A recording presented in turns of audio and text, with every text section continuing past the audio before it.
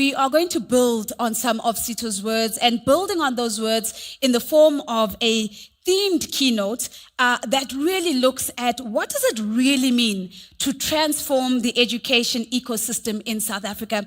And speaking to this theme is Professor Mary Metcalfe. She's a professor of practice at the University of Johannesburg.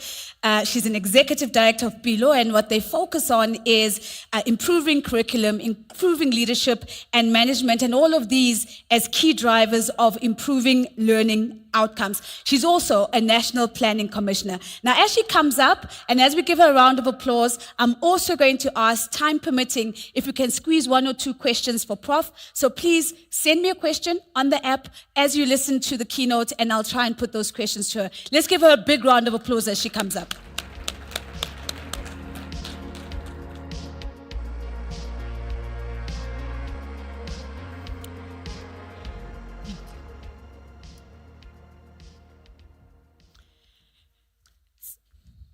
Thank you so much, Nazipo. I'm so impressed at your timekeeping skills, ne? And I trust you to keep me on track because I know I've got 25 minutes. I want to thank Kathy and Trialogue for the privilege of joining you today. It's good to see so many people that I haven't seen for a long time and meet some people I haven't met. I'm very conscious that I'm speaking in a community where there's a wide range of knowledge and experience that I don't have. So you're going to have to forgive me when I tell you things that you think are obvious, but it's also a wide range in terms of the different knowledge people have of the education system. So I'm going to be trying to speak to the wider audience.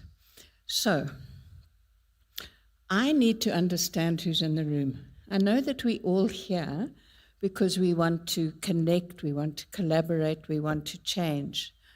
I'm guessing that it's corporates wanting to contribute to development initiatives, and it's NPOs and individuals who have ideas, who have experience, who have expertise in education and training, and that you're here to connect, collaborate, and change.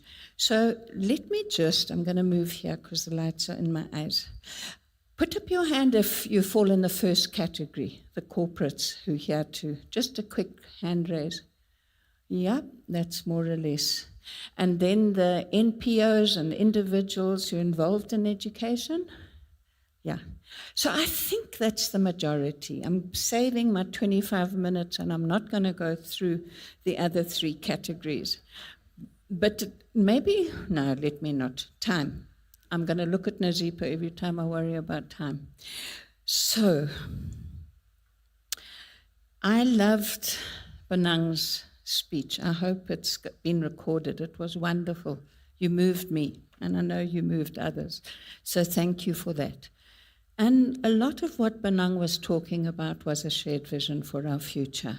So I am going to take 2 of my minutes to check, do we have a shared vision? So we come from these different categories, we've worked out a little bit who we are, but what's our shared vision? So you're going to help me with this, Nozipo, but what's your goal for education in South Africa? 1 minute, you talk to the person next to you, and then Bonang will help me, but I want to just take 1 or 2 contributions. Bonang, you're going to have to turn around backwards. But what's your vision for South Africa in education?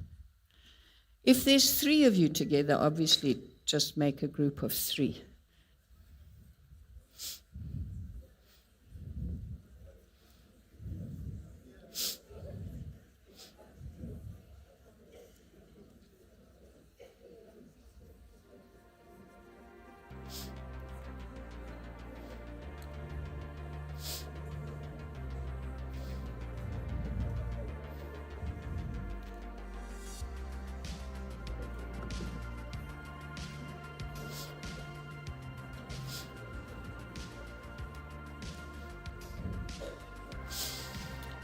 Okay, I'm jealous of my time because I am going to run out of time.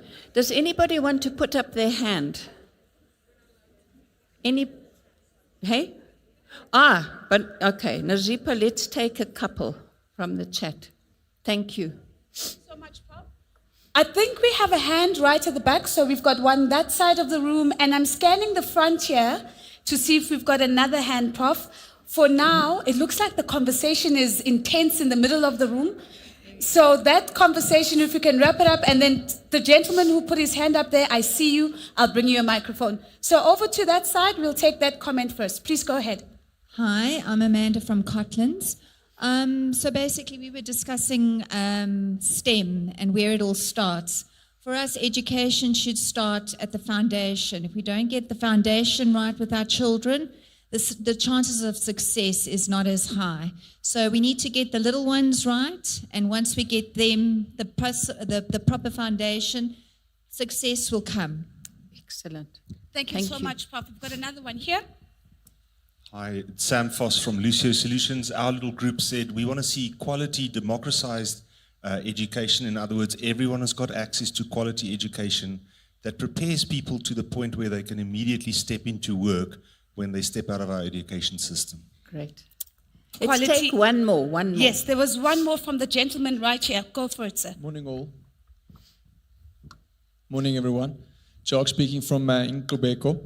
We said that we want to see relevant quality education accessible for every person in South Africa. Wonderful, wonderful, wonderful. I love those three. I'm going to come to the foundation for the person from Cotlands. I've got a section of the presentation on that. What I want to share with you is my goal. And I was smiling when you were commenting. I'm dying to see what's on the chat because we're on the same page. And, you know, there's one thing I'm proud of, and that is this year I'm 50 years in education. Anyway, and I've been determined to stay in education. And when I think about, thank you, Benang, that's why.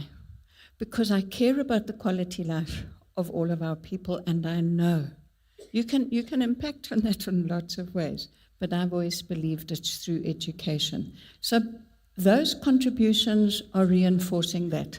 It's in quotation marks because it comes from the Constitution. So the preamble to the Constitution, before we get into the Bill of Rights, says it's all of our responsibilities, as Benang was saying, about improving the quality of life of all citizens, freeing the potential. And when the first or second speaker was talking about our young people being able to leave confidently into the world, I just loved it because I believe that so many of our young people are not accessing their potential, and we need to do better. So that's why I love the theme for today, connecting, collaborating, bringing the change. However, we have to acknowledge that we are doing this in a resource-constrained environment. The NDP 10-year, well, the NPC's 10-year review and the NDP's 30-year review are clear that we haven't met our economic targets. And the key economic targets for me is the triple poverty, unemployment, inequality. We are not achieving it, and it has implications for everyone in this room. Firstly, government doesn't have as much money as it should. When Benang spoke about Minister of Higher Education and Training, the resource constraints there are enormous, but they're also enormous in basic education, and they're enormous in the business sector, because that's where poverty, unemployment, and inequality has to be addressed. And that's why we have to be much more efficient through connecting and collaborating in the work we do in education. Every cent has to count. We can't have any wastage. So I'm going to do a snapshot. I'm going to do basic education first, then I'm going to do early learning before basic education, And then, Nazipa, I've put post-school education and training, but I know I won't have time. So I don't even have slides. But I can talk if for some reason I finish before 10, which is not likely, I've got lots to say without slides. So let's start with basic education.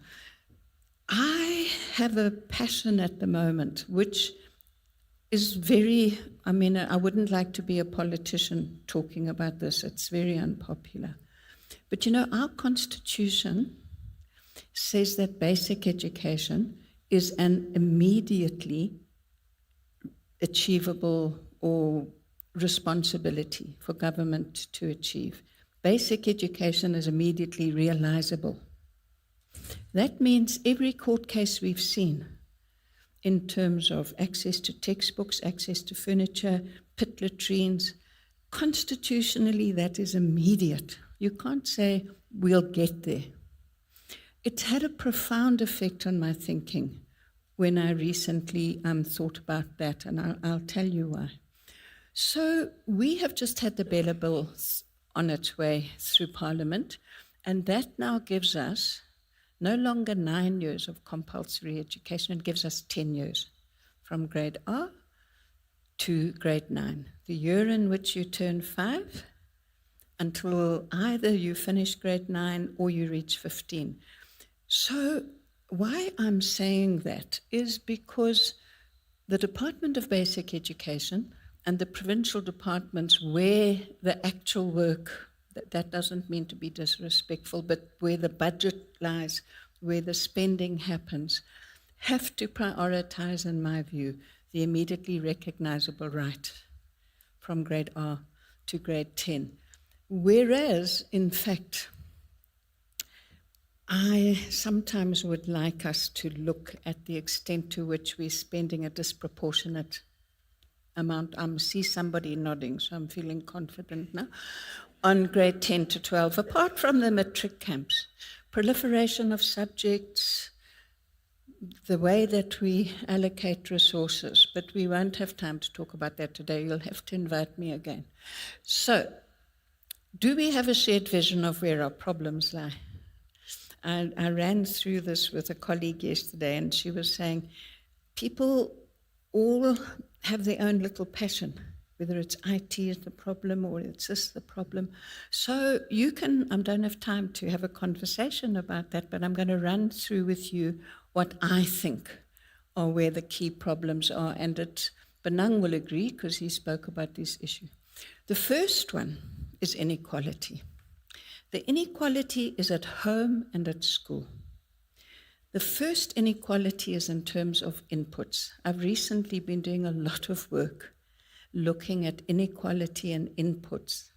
And I can tell you that if you take a map of South Africa with the old homelands, and you take a map of poverty,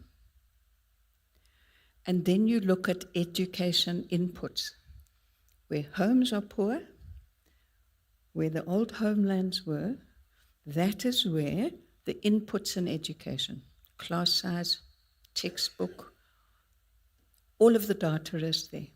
So if you look at it provincially, Limpopo, KwaZulu-Natal, Eastern Cape, parts of Mpumalanga, consistently, by quintile, by area, are not having the resources that they need to sustain learning. So guess what? Which provinces don't perform well in our international rankings? It's the provinces where we're not investing to address the inequality. So my challenge is, it's not okay to work where it's easy to work. The challenge is to work where it's not easy to work. Now that requires a conversation because there have to be sufficient conditions.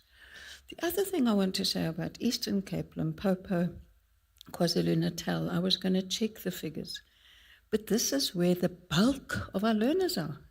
You can't create a better quality of life for all of our citizens by saying, oof, this province is doing well, that province is doing well. Well, let me say, Free State and Western Cape in particular are no more than about 12-15% of the country.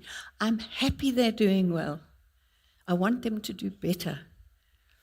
But when we start looking and celebrating, let's remember where the majority of our learners are, in conditions of poverty. The second thing, there's huge inefficiencies in the system. We've got to address the failure rate, the repetition rate, and how that leads to dropout. Zero Dropout campaign does fabulous work on that. And we know there's poor quality, and several of you already spoke about poor quality. I'm going to push myself harder now.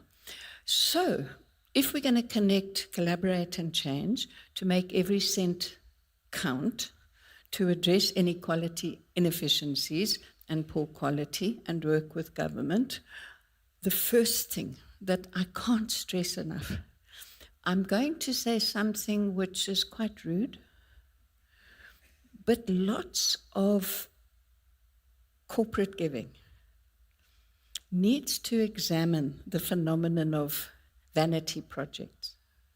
Can I say that? Okay, I said it.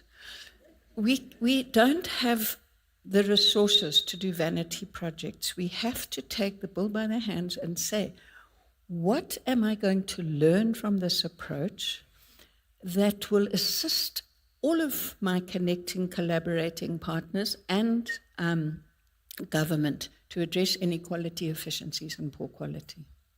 If we're not committed to that learning, and then we're just saying, oh, here's our publication, here's some photos, let me stop. Okay, we have to understand three concepts. It's not enough to say, oh, I trained 1,200 teachers. We need to know what was the impact of the training. Did they even like it? Very few projects even do that. Do you ask, was it useful? How was it useful? It was just, we had a good attendance. Do we understand scale? I've spoken a little bit about scale already, but whatever we do, if we're going to be working and connecting to change the sector, we have to think, is it scalable, is it replicable? And I've got another point on that. So, okay, now that you're emboldening me to be provocative, I'm going to say another thing. Personally, I don't like projects that say, look what we did. We had a lot of money, we brought lots of resources, and look how lovely it is. How does that help the system if we're not designing for cost structures that are sustainable within the existing resource constraints? Otherwise, let me think. This one is just something that I really believe in, and it's hard. I'm not telling you that it's easy. I see there's NGOs here or NPOs such as New Leaders Foundation who I think are cracking this. You have to locate responsibility for the project where the responsibility will be maintained in order for it to be sustained. So there's lots of, and I see them and they're my friends, and there's a clock here. Anyway, so you go in and you say, we're going to work with you. Thank you very much. Let's give me access to your schools, and then the department steps back while you do your thing. If the department isn't part of implementing it, visible in their leaderships, and I'm going to go fast. Okay, you've got to build technical capacity within the sector as well as within government. We don't have enough technical capacity, by the way. You've got to share, learn, connect, collaborate, and in the end, where we're going to improve teaching and learning is in the classroom, in the school. If we're not improving the capability of teachers and of school management teams and making sure that that's led by the department, then we're not getting anywhere. So for me, priority, reading and maths, and it's important for all of those areas. I'm not going to explain why. And it's important there. Can we work together in terms of learning, sharing, so that we improve reading and maths right from the beginning? So that's that. Now, I've done basic education, and I have got 6 minutes. I'm not doing too badly to do ECD. And I've got some very strong views here. So that we've covered. The empty box on the left is, but what about before grade R?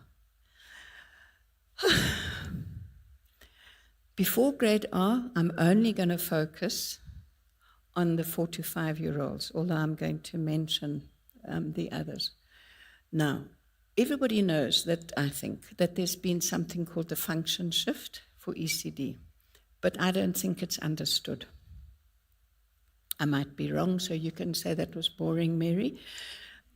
Now, the only thing that has shifted from the Department of Social Development to basic education is community-based early learning centers. That's not ECD. I hope the person from Cotlands is applauding. ECD is, thank you, is not the same as early learning centers. ECD starts from conception. Anytime anybody says ECD to me when they mean early learning centers, I have to restrain myself, but I'm very outspoken.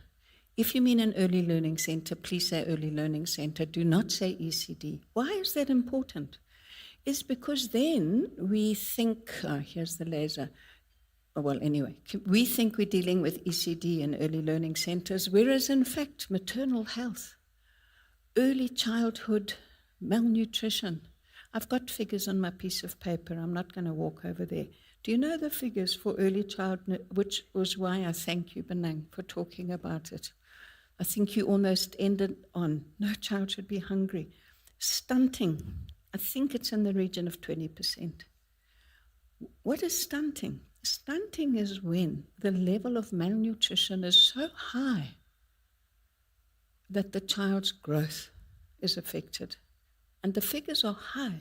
We cannot as a country live in the context of everything that Benang said when we have children starving. And malnutrition and hunger are not the same thing. You know those big packets of orange corn kernels? You may not be hungry, but you're malnourished. So ECD, please can we do work in ECD, which is not the same as early learning centers, but now let me talk about early learning centers. Early learning centers, the current DBE policy document calls them early childhood education centers. So that's what I try and stick to. The role of the DBE, and in fact, let me say the provinces, because the provinces do this, is to register them, to make sure that they comply with requirements, and there was a news story this morning that reminded us. The next thing is government doesn't fund all of them. Government provides a subsidy of 17 Rand a day to the number of children within each center who are the most vulnerable.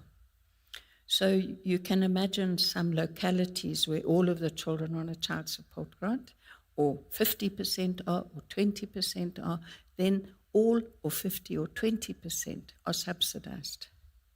So early childhood education centers are primarily funded by the community. If you think about the Smart Start initiative, it's entrepreneurial women who take a fee from the community in order to provide an early learning environment. We must be realistic about that, because many people I've come across are thinking there's a function shift, now DBE is going to be funding all the early childhood centers. It's not the case, which means connect, collaborate, change in these ways. If we're going to be funding this crucial area, and now I'll include ECD and early learning centers, whether it's nutrition or whatever, is let's fund as much as we can the search for replicable models. Some of these concepts I've covered. Let's build capacity in the sector. I'm very worried, and I hope I don't offend anybody in saying this, about capacity in provincial level. This function shift within education is complex, it's not well understood. Do does each province have the necessary capability, or are they still finding their way? But it's also within the sector in terms of NGOs. There's many NGOs that do work of supporting ECD centers. Their role is critical. So, I can think of Ntaisi in the Free State, and there's many others. I don't want to single them out. But where are there good NGOs that are supporting these community-based centers? That's why I rushed down to that one. But also the discipline of doing it in terms of evidence-based strategies. And can we coordinate ourselves better? I'm aware of excellent work being done by NASCI in education, which is an association of NPOs in education. I'm aware of the wonderful work being done by PASA. We have to support these collaborative, and of course Trialogue, thank you, Kathy, is we have to support these collaborative learning initiatives so that we avoid duplicating lessons, trying things that we have been shown not to work, build on what works. And of course, there is room to support individual early learning centers. So if there's a small funder or a small individual, as Benang says, each of us, and you can support an early learning center, do it. But if we're going to live within our resources, let's try and think systemically. So now I'm nearly finished. To connect, collaborate, and change, I'm arguing we've got to improve efficiency, we've got to improve quality, we've got to reduce inequality, and we've got to maximize the sustainability of our impact, not just pretty pictures, lots of figures. And that is because we're in such a resource-constrained environment. And aren't you proud of me? Look, it's flashing, my time's up. So that we can all contribute to improving the quality of life. And so I'm not doing that. Thank you.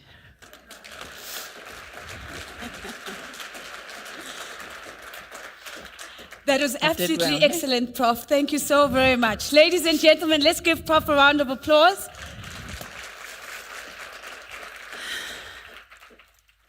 We don't have the capacity to take questions at this time, but Prof did an amazing job, and I'm literally just looking to see some of the chats that has come through, and I really hope that you are really participating in the chat. Prof, maybe we squeeze one, if I can. And I'm I'll going to get answer a little quickly. bit closer to you, and I'm going to quickly just reload, and then we're going to go to our first panel discussion that we have lined up for today.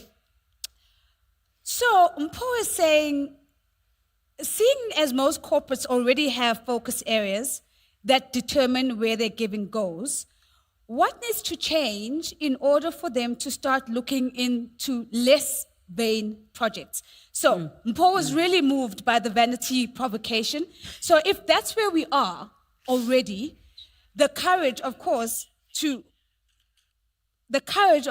move to something that's more scalable, more replicable, and more systemic.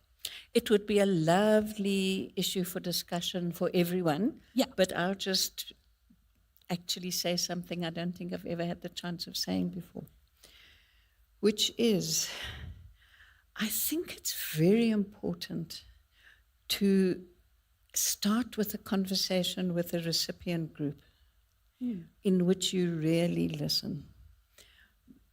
What I have never said, that I've said before, what I haven't said before is that sometimes in a resource-constrained environment of a department, you come with a project, they can't say no. You want to do this? How can I say, don't bring the books, don't bring this, don't bring that? So they say, thank you, and you can go ahead. But actually, have we really listened, co-designed, worked out what we can do that will help them then sustain it? Now, just last sentence is the knock on vanity projects. I'm glad it hit some chords, but at the same time, we do sometimes need to have a starfish project which we consciously know is not changing the system, but from which we can learn. Right. And that learning then has to mediate it through the principles of what does it mean for sustainability, scalability, and who do we want to learn from this? If it's for a corporate advert, well, that's nice. But what do we want the department to learn? And Right. how do we ensure that they do and that they absorb it? Thank you. Thank you so much, Prof. Ladies and gentlemen, let's give Prof a round of applause.